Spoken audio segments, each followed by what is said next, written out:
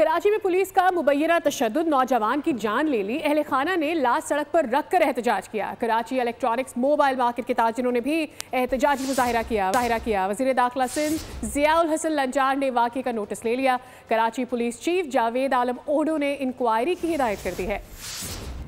तो दूसरी जानिब कराची में पुलिस हिरासत में शहरी की हलाकत का मुअम्मा। पुलिस और मुजाहिरीन के दरमियान मुज़ाकरात कामयाब। एम.ए. जिन्ना रोड से वुरसा वकास की लाश को लेकर रवाना हो गए। इस वक्त बोल न्यूज़ के नुमाइंदे खुर्रम गुलजार प्रीडी थाने के बाहर मौजूद हैं। मजीद तफसीलात खुर्रम से जानते हैं। खुर्रम, आगाह कीजिएगा, क्या सूरत हाल है इस वक्त?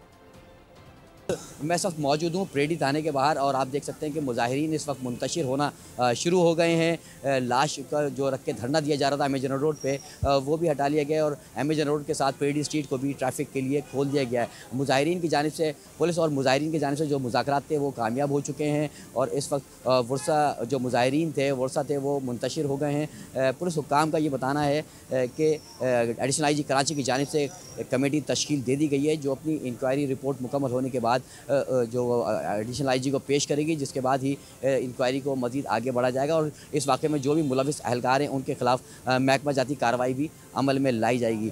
वकास जो है वो मोबाइल एसेसरीज़ का काम करते थे और मकतूल एक 9 माह की बच्ची के वालिद भी थे।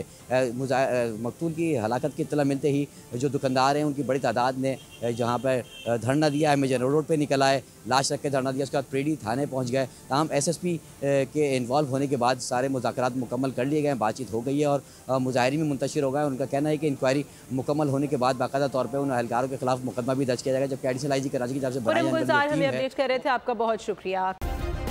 सब्सक्राइब करें और बेल दबाएं ताकि कोई खबर रह न जाए।